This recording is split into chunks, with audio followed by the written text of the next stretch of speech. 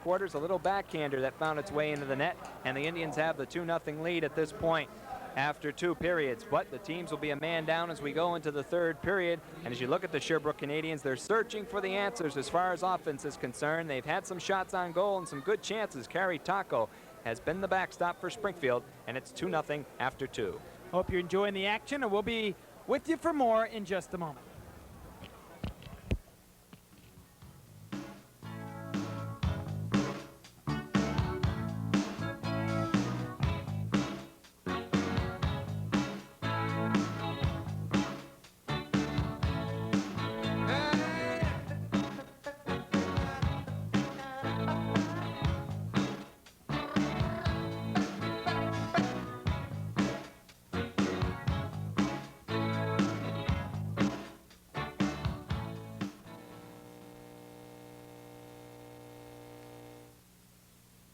Be it ever so dirt, like there's no thing like soil. Hey, Rolf, you like to sing about soil, huh? Eddie, if you didn't have soil, what would you do with your washing machine? No, I'm talking about soil we need to grow the food we put on our tables. Takes 500 years to create just 1 inch of topsoil. No. Yes, so learn what you can do to conserve our soil. Write to Eddie and Ralph, National Wildlife Federation, Washington, D.C., 20036. Well, we're in different surroundings between periods 2 and 3 here tonight on Springfield Indians hockey. I'm in what is known as the truck, the Continental Cablevision truck. And here, from where everything evolves as far as our broadcasts are concerned, and there are a great deal of people that are involved in it. And tonight we're going to meet some of them up close and personal, and especially meet that infamous person, Mark Reinhardt, our producer and director, who we talk about quite often here on our broadcasts. And Mark, if you could take a time out from your duties here in the truck and just let the fans know a little bit exactly what goes on in here. You know, sports fans sit back at home and they enjoy everything that comes on the screen, but they take for granted the pitcher and everything else, and all they see basically are the broadcasters and whoever that might be, and also the cameramen, an occasional shot of them. But basically, there's a lot more to it than what meets the eye. Oh, that's for sure, Mike. John? Yeah, that's John. Okay, John. Basically, yeah, we do a lot more people involved. Like, there's like 5 other people in the truck, maybe 6. And we have an audio person, CG, I'll show that later, things like that. And yeah, there's a lot of people involved, a lot of people than what you see on the screen. Mark, you're the producer-director. What exactly does that title entail? Basically, getting all the crews together, getting everyone here on time, setting everything up, and make sure everything works well, or at least hopefully all works well. And then as the actual game is broadcast, the directorship comes into play. And why don't you provide for the fans a little bit of what exactly it entails as far as selecting camera shots and things of that nature? Okay, well, usually 4 different cameras, 2 on the ice and 2 up top to cover all the action.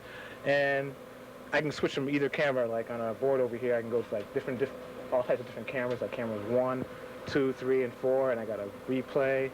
I can go to black, go to a slow-mo deck for all that stuff, replays and things like that, or rolling out commercials and things of that nature.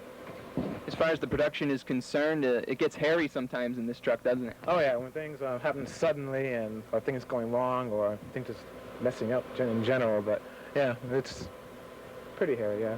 Why don't we take a little bit of tour of the truck here and see some of our fellas that work exactly what goes on in here and what their job entails. Okay, down up front is our character generator, and that puts all the screens and scores or graphics or all different types of things we need on the screen of like the power plays, the graphs that between periods we put up, and things like that. Are those all done before the game? Are they programmed in? Oh yes, all programmed in with our CG operator, and it's all typed in all before the game. Sometimes updating a score during the action of the game, things like that, or last-minute updates or corrections in spelling, things of that nature. And next to him is our slow-mo person, and he's in charge of all of our instant replays and things beforehand, afterwards, and make sure we got our goals on time and things for your post-game show. Some fans might not understand how a replay is taken from the tape, the process itself. Why don't you try to explain that?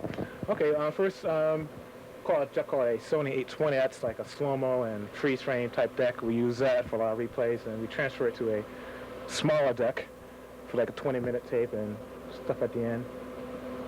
I know from my standpoint, I really enjoy the replays because someone mentioned before 90% of the color commentator's job is the slow-mo replay. So let's hope there's Steve Mangine, our ISO replay expounding on what I said. And he makes sure to break it was right. And next to him is our engineer in case things go wrong and like all of a sudden the camera starts looking a different color or all of a sudden there's a change in anything. He immediately adjusts it and make it look great. Without him, I don't know, we'd be in a lot of trouble. And next to him, basically in front of him is our audio person, and he's in charge of all our audio and your mic, my mics, the ice mics, all the sounds you hear, all the action and things like that. This is the gentleman who we dedicated a period to a couple of weeks back, Mark Maury Morell, and just a beautiful shot of him. Hopefully it's the last, but he, of course, has been with us, and he's an integral part of what we do here in Continental Cable. But what about the audio, Mark? How difficult is it maybe sometimes if a guest comes on and he doesn't bring up his voice levels that high? What is involved here as far as getting the voice across on the air?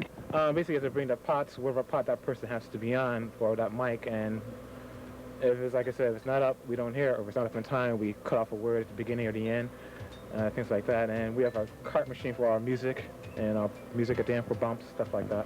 What's the usual day for the crew here of Continental Cablevision? Game day. Go through it hour by hour exactly, break it down exactly. It's not just coming in at 7:15 and filming the game is by no means. Why don't you break it down for some of our fans? Oh, no, that's for sure. Well, we get here around 4 o'clock, at least 3.5 hours before the game, and set up all our cameras, make sure all the mics are working, make sure all the tapes are working, everything like that, and basically make sure the audio's working. And I don't know, it's a very long day for us, beginning and end of the day.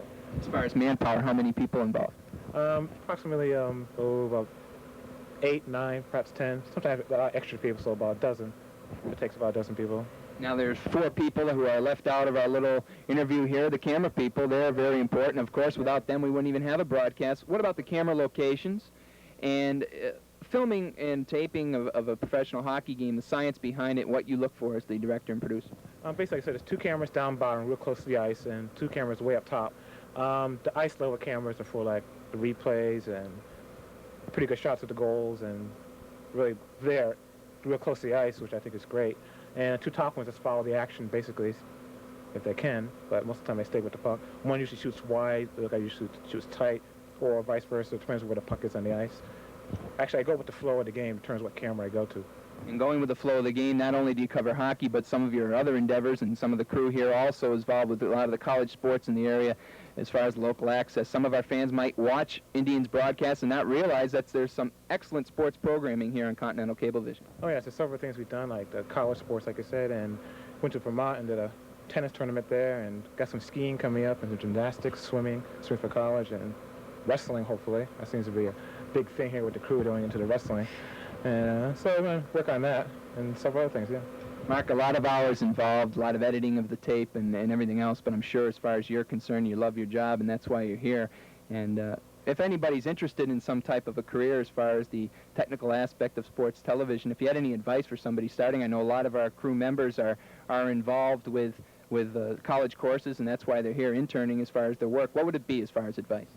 Basically, they can go to school, and 1 or 2 years, that's all it needs, and come on down, get an internship at basically anywhere. Continental, we give a pretty good internship for them to come on down, learn the basics behind it, plus the schooling.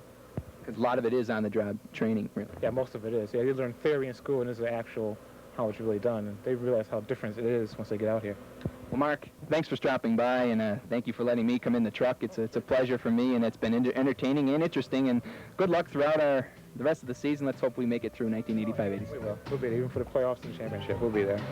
Mark Reinhardt, who is our producer and director on our cable broadcast here on Continental Cablevision, has been my guest. We'd also like to thank a few people here in the truck who've done a great job, who always do a great job. Reggie McAllister is on CG. Steve Mangine is our ISO replay. John C. Allen is our engineer here tonight. And Mark Maury Morell, a much heralded performer on audio here tonight. And Mark, before we leave, why don't you hit the button over there and send us into a commercial, and we'll be back in just a minute with more Springfield Indians hockey.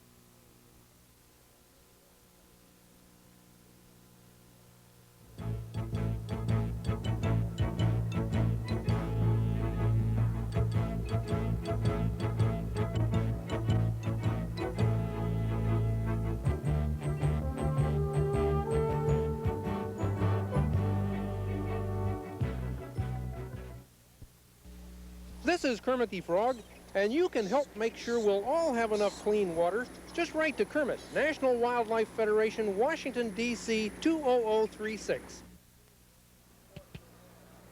Welcome back, everyone. Mike Barrick with John Forslund, Springfield Civic Center.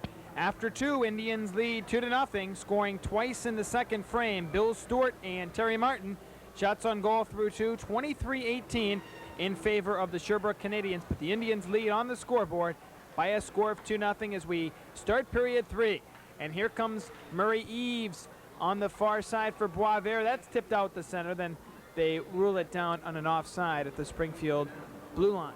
The next goal in this hockey game, you would have to say, is the most important thus far. The Indians with a 2-0 lead, and should the Tribe score, would give them a control of this hockey game. Sherbrooke would love to score early on. Right now, with the 4-on-4 situation, would like to take advantage of that open ice. That's why they have Eves and Boisvert out once again, but they want to score early in the third period and take it from there. So the next goal, very important. Here come the Indians. Gord Shervin trying to scoot his way through. Shervin trying to flip one through, but it's deflected back on the near side where Boisvert outlets on left wing for Eves, who shoots it, deflects it to center. Another 50 seconds remaining in the Alan Kerr and Perry Gancher minor penalties. Here's Shervin on the far side. Checked by Campanelli, but is able to regain composure. Skates outside the line, then drops it back for Jensen, who leads it through on left wing. It's 2-0 Springfield. We played almost a minute into this final frame as the Canadiens' Campanelli wheels out of his own zone and moves into the Springfield end of the rink, trying to feather a pass through, but it's blocked off by Martin, who angles his way up on left wing. Big jam up, and finally it's deflected up high over the glass into the crowd. 16 seconds remaining on the match in penalties. 18:48 left to play here in the third period. Don't forget the Indians at home this Saturday night against the Adirondack Red Wings. Game time 7:30 p.m. It'll be Pip Instant Press night here at the Springfield Civic Center with free painters, caps, and memo pads given to the first 500 fans. If Pip can do it, so can the Springfield Indians this Saturday night. Indians and Red Wings. That'll be our next broadcast a week from the night here on Continental Cablevision. Here's Gerald Diddick on his defense, feeds for Martin, back for his own defense as the Indians' Vern Smith wheels his way to center. Banks one off the backboards into the Canadian zone. Howson checked off by Dallas, and the Canadians take over. Players Gancher and Kerr are back on, teams at even strength. Here's Martin with Howson. Martin cuts in, angling through. Pajot gets a piece of it. Now Diddick a shot from a sharp angle, and it deflects right onto the stick of Howson. Howson behind the net for Kerr. Kerr tries to backhand a pass in front of the net. Canadians take over. Busick trying to get one out of there, and here come the Canadians on a three-man rush. Busick centers one through, but beautiful play at the defense as Kerr back-checking, tipped it away, and here's Howson at center, feeding for Terry Martin as the Indians going off on a line change as the Canadians take over.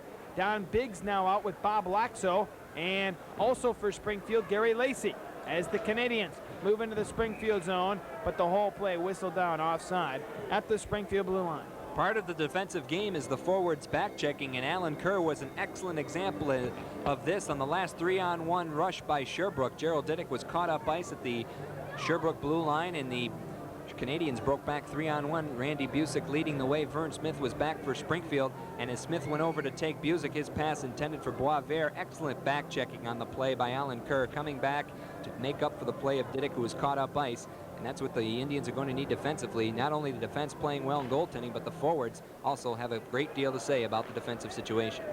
Here is Kordick banking one through. Stewart for Springfield slaps at it, swipes at it to center, and then Indians Lacey on a bouncing puck. Gives it for Biggs, who backhands one into the Sherbrooke zone, ends up going into the crowd on the near side. I'll repeat that trivia question one more time. We're going to have the answer momentarily. What former Indian goaltender leads the, what former Indian goaltender holds the Minnesota North Star record for the lowest goals against mark in one season? What former Indian goaltender holds the Minnesota North Star record for the lowest goals against mark in one season? And we're going to have the answer momentarily. Now play on the right wing side as the Indians take over, try and flip one through at the Canadiens' defense. 17 minutes, 11 seconds remaining in the third period. It's 2-0 Springfield as it's cleared on the far side. Indians Laxo tries to get it for Biggs, Canadiens in a forecheck. Carlson, big jam up far side, tipped that and finally cleared high in the air to center. Lacey racing after it.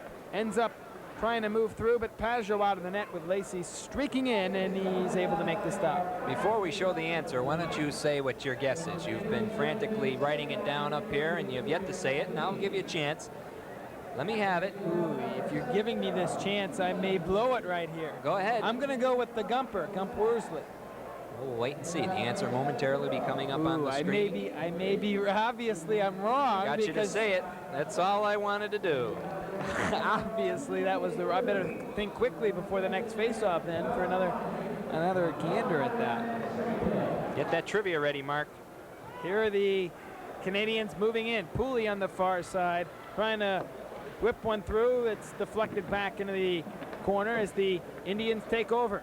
Now Springfield on the attack. Here comes Johannesson to center. Johannesson dumping one through into the Canadian zone. Now Johannesson shooting one. That goes wide. Lee on the near boards is too closely checked as the Indians. Jensen in his own zone for Lee. Back for Jensen for the Indians. It's 2-0 in favor of Springfield as Handy trying to wield his way through. Bumped off by Pooley, but Johannesson winds it through as the Canadians in their own zone. McFall takes over. The rookie McFall banking one to center ice, and here's Johannesson trying to get by Martin of Sherbrooke. Then Handy on the attack. Ron Handy, cross-ice pass for Lee. Lee kind of just dumps one through in front, but Pajot out of the net to make the stop. Well, 15:52 remaining, 2-0 in favor of the Springfield Indians. Looking at goaltender Paul Pajot, and if we have that trivia answer, let's see it. You have any final guesses? No, I know I'm wrong, though. I know well, it. If Mark Reinhardt, we saw him between periods. Now we see him work. There it is. I got it. That's 2 on the season. Congratulations. I had you fooled for a moment, but Gump Worsley did it with his mark in 1971-72 of 2.12 goals against Mark. And that's tonight's answer to our trivia question as the former Indian to hold the Minnesota North Star, one of the Indians' parent clubs, record for the lowest goals against in one season. Gump Worsley. Hot streak, John. I guess for you. Now play back into the... You had to add that last little 2 words in there, didn't you? As the play comes to center ice and it's shot right back in to the Indians' end of the rink with 15:26 remaining. 2-0 Springfield. On the far side, Indians trying to get it out of there. Here's Shervin. Lead pass at center ice. Too far ahead for Houck. Ends up going all the way in the Sherbrooke zone. And Dallas touched it, but that puck went right in the crease area, and Pajot was looking the other way. Well, you got that question right, and your mark now is 2 correct answers in a year and a half. And I guess if we don't want to figure out the percentage on that, and you say you're on a hot streak, we'll just have to see. Yeah, but that's 2 in about 4 weeks. Yes, that's not bad. Let's see if I'm going to really have to start digging in the archives. And as you look at the 50th anniversary symbol on the boards, the American Hockey League and the Springfield Indians celebrating 50 years of service. And of course, the American Hockey League in their golden anniversary season. And it's going to be a big year for the American Hockey League with gifts and novelty items available. We talked with Gordy Anziano, vice president of the league, last week about that. A celebration this year, 1985-86. Jubilation. As it's cleared right back into the corner. Indians trying to clear it out. And finally on the left side, Martin clearing one outside the line and into the center ice area. Poke to the Indians' defense with 5 minutes gone into this third period. As Kerr trying to move through and checked off the defense. Then Housen able to bank one into the Sherbrooke zone. Back after it, Bobby Dallas in his own end of the rink. Able to deflect one on left wing for Busick. Busick, lead pass on left wing, and here comes Pooley for Sherbrooke. Paul Pooley trying to wind his way through. Blocked off. Busick in front of the goal. The Gagne, they score! I believe it was Remy Gagne able to tuck one underneath Taco, and the Canadiens have made a game out of it. It's 2-1. Well, it was Remy Gagne getting the goal, his second of the year. Here's the play. Cowdice comes up to meet Paul Pooley. Puck comes loose. Now Stewart comes up to get Busick, and that leaves Gagne in all alone with Kerry Taco to beat. He slides it beneath Taco, and Sherbrooke gets the goal here early in the third period. 14:30 remaining to make it 2-2 and make this an exciting hockey game. Anybody's game at this point. The goal, Remy Gagne, and it's 2-1 Springfield. Exciting to everybody except Fred Creighton, who would like to see the Indians increase that lead instead of making it a 2-1 game. As the Canadiens clear one up to center ice, and Turcotte Lead pass on right wing for Gancher. Gancher on the far boards is tied up. Biggs clears the zone, and Laxo up on left wing for Johannesson. Feeds one ahead for Lacey, blocked off by Turcotte, who banks one off the boards into the Springfield zone. The Canadiens have beaten the Indians in the 2 previous meetings between these 2 clubs, but the Indians holding on to a 1-goal lead here with 13:56 remaining. Here are the Canadiens. Gingras banks it off the boards on left wing for Kent Carlson. To the Canadiens player in front of the net, loose in front, and stopped by Taco. Drop back to the point. Kordic a shot. That is also blocked. Lacey, I believe, is the player that got a piece of it, then is going slowly to the Indians players bench. Now it's loose to the near side where Springfield's Ed Lee after it for Springfield, and Lee comes to center. Ahead for Biggs. Biggs to Lee on the near side. Lee cuts by Gingras. Circles back behind the net as he angles to make a play. Here's Lee darting in front. Tries to feed for Henry, but poke checked away at the Sherbrooke defense and cleared on left wing. Here is Pooley taking a pass from Martin. A 2-line offside from inside the Canadian blue line to the Indian side of center. That scoring play, Remy Gagne from Randy Busick and Paul Pooley at 5:30. Well, you had a look at Paul Pooley of Sherbrooke and then Vern Smith, number 7 for Springfield in defense in his 2nd professional year. Vern Smith, who played for the New Westminster in the Western Hockey League, drafted by the New York Islanders and put in a stellar rookie campaign last season for Springfield in his 2nd pro year with the Tribe this season. And Paul Pooley wearing 23 and no name on the back. He was up with the Winnipeg Jets just prior to today. Winnipeg and Hartford on Saturday night, and Pooley had a different detour to take that to Springfield and rejoins his brother on the Sherbrooke club. He had been taking over for the injured Winnipeg Jet Dave Silk. Now it's cleared on the left wing side, and up the center ice Henry has Lee also with him as Henry moving in, trying to drop one through for Handy. Here's Vern Smith cutting right in on goal, and it's poke checked up the defense, and here comes Pooley on right wing. Here comes Perry Pooley into the Springfield zone. Tries to work around Didick, centers one. Oh, it's Taco, save, rebound, they score! Well, we have a tie hockey game after Taco made the original save. A couple of Canadians were in there, and I believe it was Martin on the rebound. May have been one of the Pooleys to make the score a 2-2 tie. Paul Pooley should get credited for this goal. We're going to see it on replay. Here's his brother Perry. Both of them played for Ohio State in the CCHA, College Day Hockey. And this is Perry Pooley with the backhander out in front here. And watch Paul Pooley with the 2nd effort to make this a different hockey game now, for sure. Tied at 2 as the Sherbrooke Canadiens, the first shot taken, stopped by Taco, the rebound laying loose at the goal crease. And there you see excellent, nifty stick handling by Paul Pooley, firing into the top corner. It's a 2-2 game, and a different story here in period 3. Here's Tate now at center. Banks one off the boards into the Canadian end of the rink, where Steve Smith back after it for Sherbrooke. He leads it ahead. Knocked down by Tate. Tate trying to deflect one into the Canadian end of the rink, where Smith after it for Sherbrooke. Winds it on right wing for Boisvert. Then hit by 2 Indians. Here the Indians again moving in. Sherman a shot right on. Stopped by Pajot. Loose in front, mad scramble. And it's whistled down by Paul Stewart anyway. Even had the Indians put one home, it would have been whistled down because Stewart had whistled that puck when the puck was in front of the goal. The scoring play, Paul Pooley from Perry Pooley and Tom Martin at 7:26 to make it a 2-2 game. Well, here you see this play unfold. A lot of action. The Sherbrooke Canadiens have owned the 3rd period, scoring 2 unanswered goals to tie the game up. And here's the shot by Shervin, the save by Pajot. Then you see a lot of havoc in front of that net right there, puck bouncing around. Smith with a swipe at it. McFall is there jamming with Paul Houck. The puck is loose. Pajot trying to grab it, and with a long reach gets out there, but good defensive work by Steve Smith and Dan McFall in front of that goal for Sherbrooke, keeping Shervin and Houck away from Pajot, giving him a chance to reach out and snag the loose puck. It'll be Gord Shervin to take the draw against Pooley for the Canadiens, Paul Pooley. And he was the player that scored that tying goal for the Canadiens.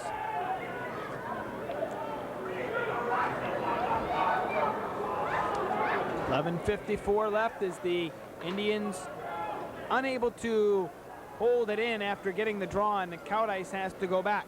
Flips it ahead for Shervin. Blocked off the Sherbrooke defense, then cleared across the line. Cowdice, a good clean check on the Canadian player Pooley as he moved into the Springfield zone. Here's Stewart in his own end of the rink for the Tribe. Scoops one ahead, but knocked down there. Canadiens quickly moving. Shot wide by Gagne. Now Busick in the near side to make a play. Randy Busick in front. Gives it for Gingras. Backhands one wide of the goal. Canadiens buzzing all over the place as they try and take the lead. But the Indians count ices there and spins back in his own end of the rink and makes a play and then leads a rush for Springfield. 11 minutes, 10 seconds left. It's 2-2 the score as Springfield's Houck backhands one off the backboards as Carlson in his own end of the rink for the Canadiens. Lead pass on right wing. Shot in by Sherbrooke's Gagne, and Jensen off the rolling puck takes over and clears one on left wing. Johannesson lead passes the Indians. Martin tipping one through. Curran after it. He takes a whack at it. Goes way up high in the air. Everybody battling for it. Johannesson scores! I believe it may have been tipped in front, but Johannesson let it go. And the Indians with a crazy, crazy play with a puck high in the air were able to bat one home and take the lead. Nobody knew where this puck was but Moose Johannesson. I think Alan Kerr might get credited for the goal. Puck bouncing around. Here's Johannesson with a swipe, and there you see it. I believe it was number 9. And that player who had a brief stay with New York this past week has come back to Springfield, scores a big goal. Alan Kerr hits 3-2 Indians. And of course it was Johannesson who made that play by taking the shot. Now it's into the far side. Martin trying to get one for Howson. Howson to Martin on the far boards, trying to get one through, but blocked off by the Canadiens. And up the center ice. Jensen steps into a Sherbrooke player. It's Jan back there. Campanelli in his own end of the rink. Howson all over him, trying to knock him down, and Canadiens clear one all the way down the ice. They rule no icing, as they rule Johannesson could have touched that puck. They're still trying to figure out what that scoring play is. They're waiting for the announcement, whether it's Kerr or Johannesson. Now on the right side, Canadian Turcotte walks around Johannesson, right in on goal, but fans on the puck. And here comes Howson back for Springfield. Lead pass for Kerr into the Sherbrooke zone. Alan Kerr pulls up, wrists one, stopped there by the Sherbrooke netminder Pajot. Laxo into the corner, trying to center one. Bouncing puck again in the slot area, but Busick has it for Sherbrooke. Here's Busick with under 10 minutes remaining. And clearing one into the Springfield zone where Laxo after it. Canadiens in a forecheck. And after it for the Canadiens is Turcotte. Big man scramble, but picked up by Springfield, and here come the Indians. Here are the Indians. Laxo feeding one through. Quick centering pass for Biggs. Biggs too closely checked by Busick, who leads for Carlson. Up the middle of the center ice, but blocked down there where Laxo controls. Into the Sherbrooke zone for Biggs. Biggs trying to drop one through for Lacey, but the whole play offside. The scoring play, it was Alan Kerr from Martin and Johannesson at 9:20. Well, that's why they say it's so important for forwards to keep their sticks on the ice at all times. You never know when you're going to get a stick to redirecting a shot or deflecting a shot from the point or accepting a pinpoint pass. And that time Alan Kerr was cruising through the slot, had the stick on the ice, and he was right in perfect position to redirect the shot of Johannesson, which was going wide. Pajot was following the puck and was out of position.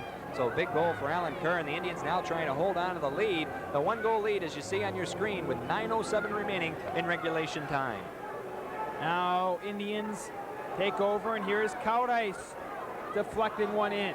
Here the Indians, Shervin, and after Dallas tries to get it out. Now it's paid a shot wide on his backhand. Houck trying to sidestep a check, centering one, blocked off of the Sherbrooke defense, and here are the Canadiens. Martin at center, feeds for Perry Pooley, darting into the Springfield zone, shoots, oh, and he shot it high off the glass. Taco had a duck on the play. Here comes Shervin back on the attack with Houck. Shervin centered for Houck, oh, and he deflects it up high over the glass into the crowd on a beautiful setup from Shervin to Houck. Well, that's what great speed will do for you, and Gord Shervin has that. Watch him right here, just outdistance the Sherbrooke defense right here with some excellent speed. Dallas is turned right around by the speed of Shervin.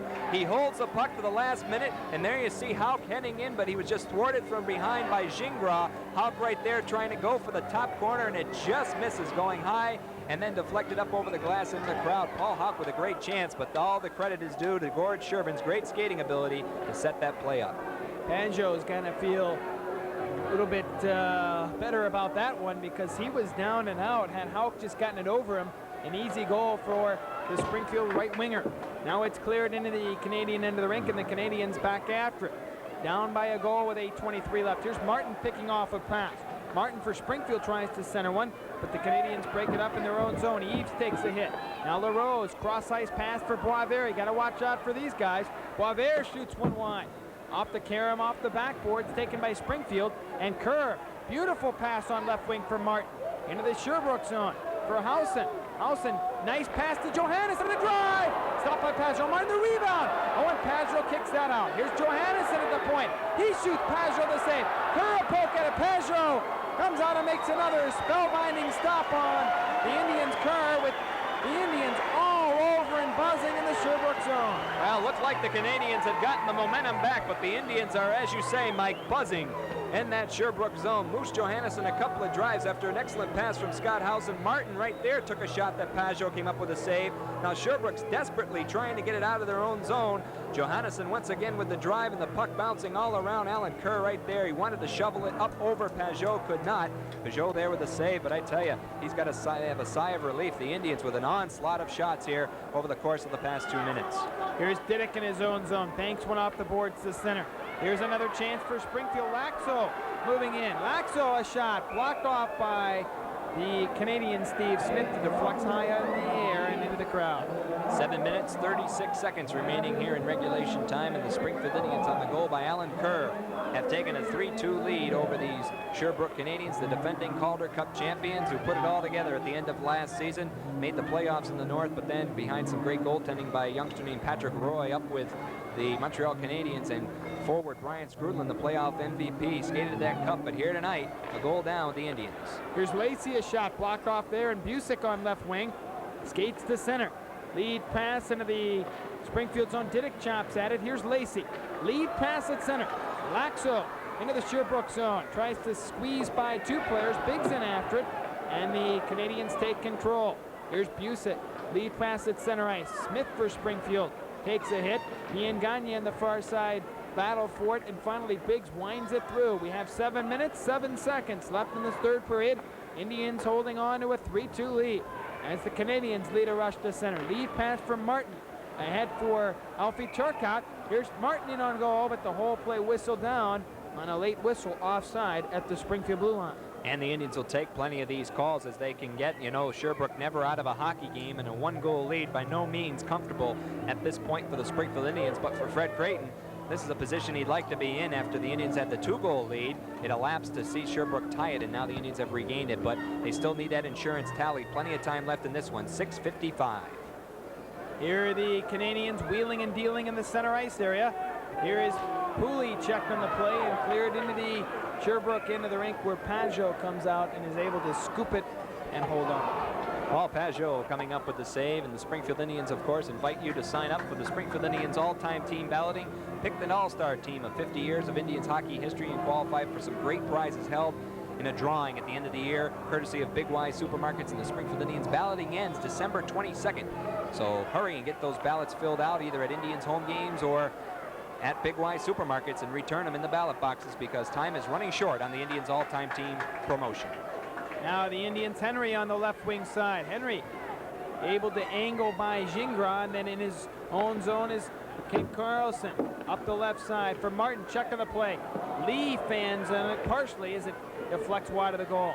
Here's Henry, who is with Handy and Lee on this line, as Henry behind the goal. Circles and gets by one player, eyes the traffic and gives it for Stewart, trying to flip one through. Indians Henry trying to make a play. Trying to wield one for Handy, broken up by Martin, who clears to center. Handy, who has that 6-game scoring streak on the line at this point. Here are the Indians Cout ice at center, shooting one through. Indians Taint trying to move in after it, but it's cleared over the glass and actually over the boards there into the Sherbrooke players bench. Oh, 5:48 remaining in the third period. The Springfield Indians trying to hang on to that 3-2 lead. You look at some of the fans enjoying the action here at the Springfield Civic Center, and this coming week at the center on Saturday night. An 7:30 start here at the Civic Center will be Pip Night with the Adirondack Red Wings in town, and you can pick up painters caps and memo pads. The first 500 fans, you don't want to miss it. Postal Instant Press, otherwise known as Pip, and if Pip can do it, so can the Springfield Indians. Here is McFall in his own zone with just under 6 minutes left to LaRose. Lead pass at center going all the way into the Springfield zone. Again, they ruled no icing as the Indians could have played the puck. Payton in his own zone check. Here's LaRose in front. Oh! And he missed the net. And you don't see LaRose miss too many of those. And up the center ice, the Indian Sherman clearing one in. I didn't know I was such a poet, John. As the Canadiens McFall up the right side for Gancher. Here come the Canadiens. A pass for LaRose is knocked down. Now Eves back on a give and go to LaRose is tied up, and here comes Sherman back for Springfield. Tries to wheel through the Sherbrooke defense, but Gancher leads back for Sherbrooke into the Springfield zone, but the whole play whistled not offside at the Indians blue line. LaRose with a good scoring chance there for the Sherbrooke Canadiens, and you know, Mike, he's the kind of player you don't see too often, and when you don't see him that much in a game and he doesn't seem too visible, that's when he'll come back to burn you, and he almost did. He's always been an Indian killer, a former Indian himself, as you look at linesman Frank Quigley, but Claude LaRose, a sniper around that net, he's got to be watched. 5 minutes even remaining, 3-2 Springfield. Here's Diddick in his own zone, scoots one high in the air, just about missed that scoreboard as the Canadiens bank one to center ice. Under 5 minutes left as the Indians clinging to a 3-2 lead. As Kerr tied up and knocked down, and the Canadian Steve Smith shoots to the center.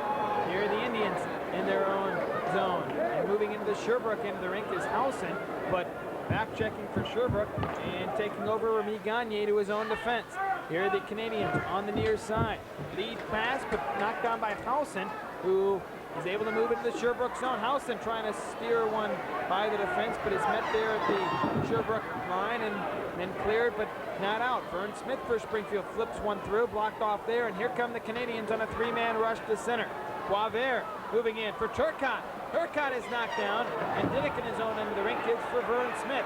Taco huddling there and in a heap of right there in the Springfield goal crease with a Canadian player knocked down and whistled down in the Springfield zone. Too close for comfort. Alfie Turcotte and Kerry Taco. You're going to see it right here. This is Serge Boisvert with the puck for Sherbrooke. Now watch as this play unfolds. Turcotte's going to head for the net. He's being upended from behind by Vern Smith. Stewart let that one go. Smith got the stick in there. Could have been called for the penalty. Then as he collides with Taco, the goal will come loose, and then they just lay atop of each other right there and maybe exchanged a few pleasantries and see what you're doing after the hockey game, whatever they said to each other. That man right there has played himself a good hockey game here tonight. 4:02 remaining in the third period. Just 2 goals have beaten Kerry Taco in the Springfield net, and the Indians lead it 3-2. 4 minutes, 2 seconds left as the Indians try and clear one. Held in by Sherbrooke's captain Carlson. And finally, Bill Stewart clears to center. Now Carlson scooping one off the boards on right wing, and Perry Pooley dumps into the Springfield zone. Indians holding on to a 1-goal lead, and on the attack it's Lacey, cross-ice pass for Laxo. Out of the net, Pajot to clear it away. And after Biggs behind the net for Laxo, centers one, Carlson breaks it up. Now the Indians, Lacey trying to make a play. Gives one through for Biggs, shooting one. Pajot the save, rebound, Lacey, oh! And Pajot with a tremendous stop on Lacey. Now Indians, Laxo, or rather Count Ice tries to make a play, and Laxo shoots it right back in. Pajot's been tremendous tonight on the near side. Indians watch the Canadians come to center ice, and Martin moving in. Here is Tom Martin for Sherbrooke, trying to make a play, but Jensen pokes it off his stick, winds it on left wing for Henry, able to clear the zone out the center. Here are the Indians with less than 3 minutes left on the attack. Handy on left wing. Handy trying to make a play. Spun off, but able to clear one on the near side for Lee. Lee risks one wide of the goal, and then on the far board, Sherbrooke take over, and Pooley shoots to center. 2 minutes, 40 seconds left. Indians 3, Canadians 2. As Lee on the near side, moving in, shoots, oh, and he missed the net. That play, John, was very close to being offside at the line, but Lee's shot, as it was onside, ended up going high over the glass. Now, Eddie Lee hasn't figured in the scoring here tonight, but he's provided spark for Springfield and looks strong as you take a look at both players' benches. the time now when bench strategy becomes an important part of this hockey game. 2 minutes and 35 seconds remaining in a 3-2 game with Springfield on top. Both coaches, Pierre Kramer of Sherbrooke and Fred Creighton of Springfield, now will have the wheels of the brain toiling and spinning right now, trying to find out the winning strategy. Here's Gancher closing in, shoots, scores! Perry Gancher with an end-to-end rush, comes down the left side, beats Kerry Taco, and we're tied at 3. The youngster Gancher from the Turner Cup champion Peoria Rivermen ties the game. Well, he used to be a member of the St. Louis Blues organization, Perry Gancher did. Came over to Montreal in the trade that sent Ron Flockhart there this past summer. Here you see him get the step on Johannesson, spin him and come in. Now Taco's going to go out and get him with the poke check, too late. Gancher controlled it close to his body and went up top with it. It ties the game at 3 with just over 2 minutes remaining. Only his 5th goal of the season, and it's a big one as the Canadiens have tied it at 3 with just now, after a few more seconds, tick off the clock, 2:15 remaining. So Springfield, who really having the better scoring chances, no doubt about it, here in this 3rd frame, find themselves tied on this late goal. The scoring play, Gancher, and who else get the assist but LaRose and Eves at 17:35, and my, they've been very dangerous against the Indians this year and have forced this tie here in Springfield. Play underway, and here the Canadiens taking over with just 2 minutes 10 seconds left in this game, again tied. Here are the Canadiens up the center ice, but here are the Springfield player Hout is for Shervin. Shervin, a pass on the far side for Tate. Tate banks one off the boards as Shervin after it for Springfield. Shervin centers one in front. Hout can't get his stick on it, then tries to center one, and back the other way comes Eves on left wing for LaRose. LaRose tries to dip by Vern Smith, centers one, but right under the stick of Springfield, and here come the Indians. Shervin back with a minute and 40 seconds left. Into the Canadian zone, Campidelli after it. Campidelli leads the center ice as the Canadiens on left wing. Busick racing through, but Vern Smith tips it aside, or Stewart for Springfield tips it aside. Back behind the net, Boisvert. Boisvert, very dangerous, dropping one back to the point. Steve Smith trying to make a play. It's fed into the corner, but blocked down by Springfield, and here come the Indians. Kerr at center, into the Sherbrooke zone. Alan Kerr trying to wheel one through. Does back behind the net for House, and it skips over his stick. Loose puck near corner. Martin fighting off with the Canadian player. Busick and Kerr then jostle for the loose puck with under a minute remaining. This game tied. Here is Turcotte on left wing. Into the Springfield zone. Alfie Turcotte. Sharp angle shot. Stopped by Taco. Rebound. They score! Randy Busick. After Taco made the original save, Busick from a sharp angle drive. A big one for Sherbrooke, and they lead 4-3. Just 48 seconds remaining. Here you're going to see the play set up by Alfie Turcotte. Gary Taco deep in his goal crease right here to make the save. Now the rebound's going to come out right here. Housen can't control it. Busick is there to pick it up. And with Taco deep in his goal crease, Busick's going to go for that far corner and get it. There you see the puck slipping underneath the gold glove of Gary Taco. And unfortunately for the Springfield Indians, Busick's 9th goal of the year gives them a 4-3 lead with just 48 seconds remaining. Well, it's going to take a big comeback now for Springfield as Perry Pooley on left wing trying to chop one through, but Diddick in his own end of the rink takes control. And this game is turned in so many different ways, although the Indians dominated, now find themselves down by a tally. Loose puck into the Sherbrooke zone with just 30 seconds left. Indians try and center for Diddick, loose in front and clear to the point. 6 attackers for Springfield, but just 20 seconds left. Kerr trying to deflect one throw. Here's Biggs missing the net as he could have tied it. Laxo centers for Biggs. Biggs tries to make a play, but cleared all the way down. It's going to go wide of the goal, but with just time running out, Diddick after touches it, icing called with, I believe, John, there were 4 seconds left, but that clock took down to 3 as the Indians had some chances, but the Canadiens intercepted. Well, Don Biggs with a scoring chance right here. You're going to see Alan Kerr keeping the puck in. We're going to have a break now with a timeout taken by the Indians. There's Biggs' chance, and he shoots it high over the net. And as you see now, the play unfold, a lot of pressure, and eventually the play is going to work its way out of the net. And precious seconds were elapsing on the clock before Gerald Diddick got back to touch the puck. And with just 3 seconds remaining, the Indians down by a goal, and a tough one to drop here tonight if they do. Well, John, that scoring play, it was Busick from Dallas at 19-12 to give the Canadiens the lead. Yeah, I think there was another assist too, but with all the screaming with Biggs' chance, there was not, was unable to hear the announcement as far as the second assist. Dallas gets that one assist on the goal, big goal it was, and for Fred Creighton, 2-0 lead going into the third period of play. Then Sherbrooke, in the early portions of that third period, we were allowed to come back to get into this hockey game. The Indians did a great job going back on top, but then 2 late goals here have really hurt the Indians, and that's needless to say. That's an understatement. The goal by Busick, though, the backbreaker in the waning portions of this hockey game. Now the Indians, with just 3 seconds, big draw coming up. They're going to have to line it up and try to get the quick shot off the draw. It's going to be Eves against Handy.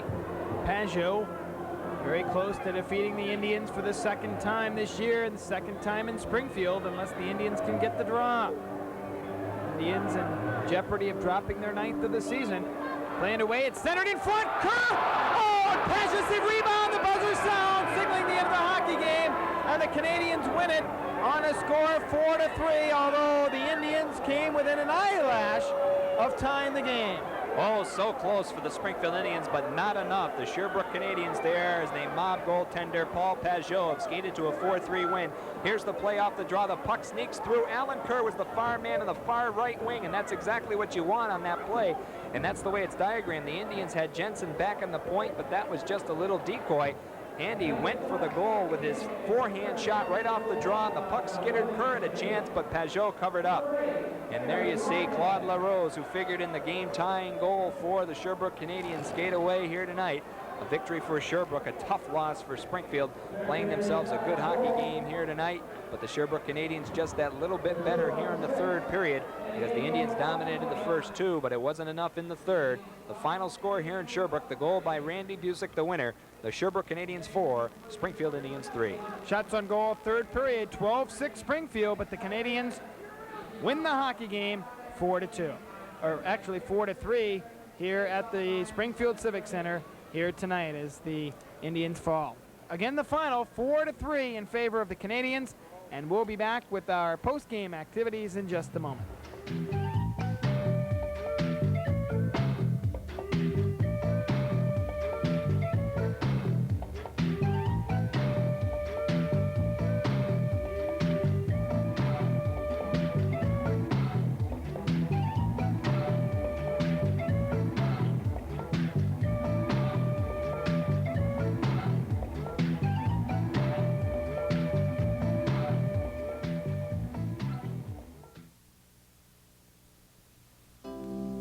If you subscribe to the American dream, you should subscribe to the Wall Street Journal. Every business day, the Journal helps your American dream come true with complete coverage of your business, your money, and much more.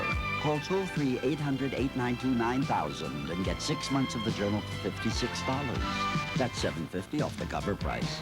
6 months, just $56. Call 800-892-9000 now for the Wall Street Journal. Welcome back, everyone. I'm Mike Barrick alongside John Forslund. A very tough one for the Springfield Indians. The Indians suffer their 9th defeat of the season in a crushing fashion, John. 4-3 at the hands of the Sherbrooke Canadiens. Indians now 0-3 against the Canadiens, but what makes it tough, the way it happened tonight. Well, it does make it extremely tough. You know, Mike, the Indians had this game in their grasp, and then to see it slip away the way it did, really a tough blow for the Springfield Indians coming into tonight's action on a hot streak with 3 straight wins, and then 2 great periods, 2-0 after 2, and then they let Sherbrooke get back in the early portions of the third period, had control of it, but then just a tough break for the Springfield Indians. It went the way of Sherbrooke late in the game. You're going to see the plays unfold, and now the Indians faced with 3 tough road games this week. They really wanted to get a victory at home here tonight so that the pressure is off, because playing on the road, very difficult in the American Hockey League, and especially against Sherbrooke, Maine, and New Haven. So the Indians are up against it this week in a 6 games in 8 days harsh portion of their schedule, so it's going to be tough for the Tribe. Well, let's take a look at all of the action tonight. It was a scoreless first period, but the Indians would take the lead in period 2 on this goal. Well, as the Springfield Indians right here, after 1 period it was scoreless. Bill Stewart's going to get the goal on the power play. Stewart moving in, spent the week with the Minnesota North Stars, then came down on Friday. Here's Stewart going in a beautiful individual effort for his 4th goal, picking up the loose puck along the boards and skating in, and with some great nifty, nonchalant craftiness in front of that goal. He slid it underneath Pajot for his fourth on the power play, put the Indians on top 1-0. And that's the way it would stay till the 11:58 mark of period 2, when Terry Martin would connect to make it a 2-0 score. Well, Terry Martin right here on a line with Scott Housen and Alan Kerr, a spark for Springfield. He's going to give the puck to Scott Housen, who gets the first chance, but he's poke-checked at the last second by a Sherbrooke player. The puck comes loose, and there you see Martin. Now, he could have given it to Kerr, who was all alone, and he would have had the empty net, but he elected to go with the backhander and slid it between the pads of Pajot, 2-0 Springfield.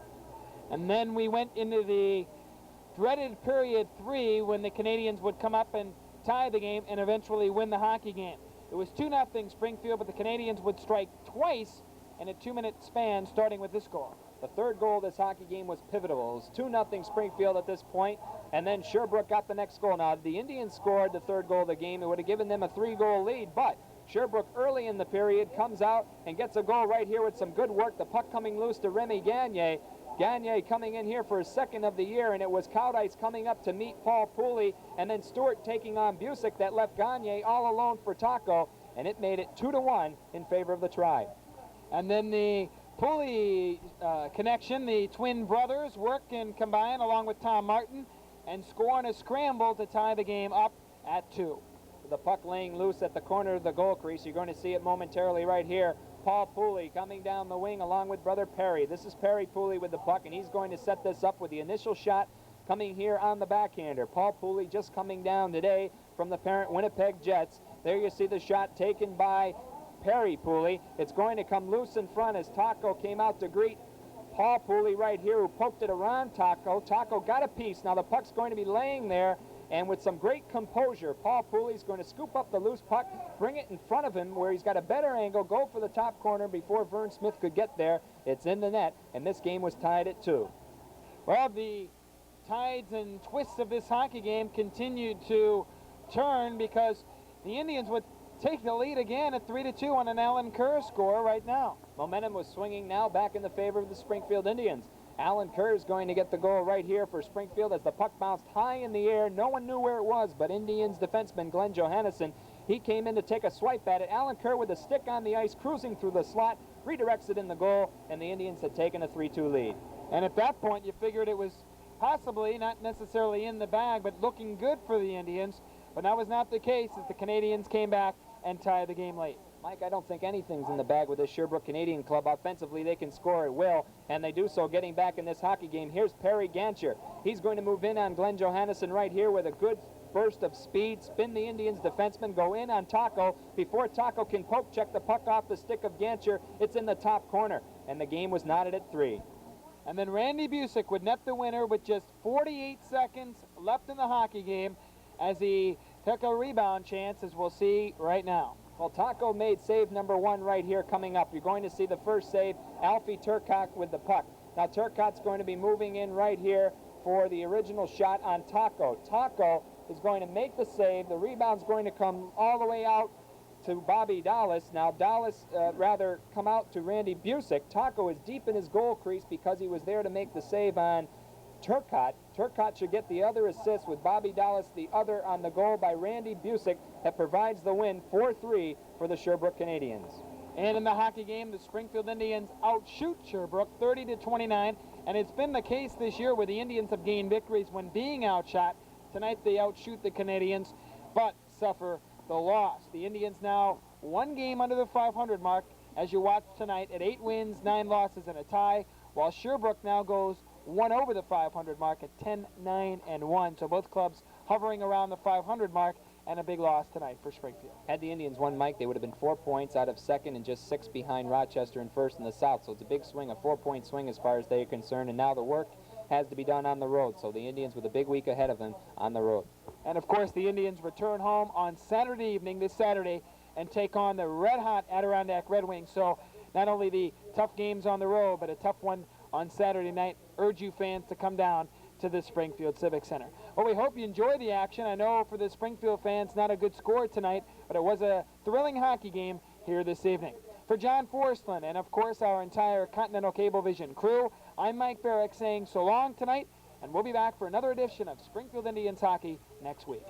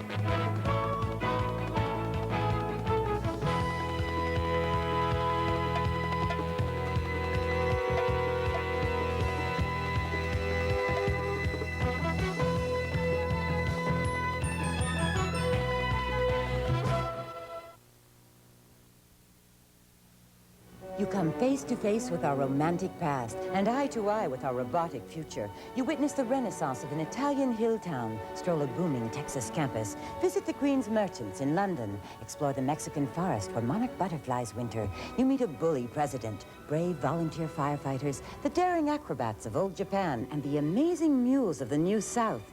You discover a whole world in just this one issue of Smithsonian Magazine.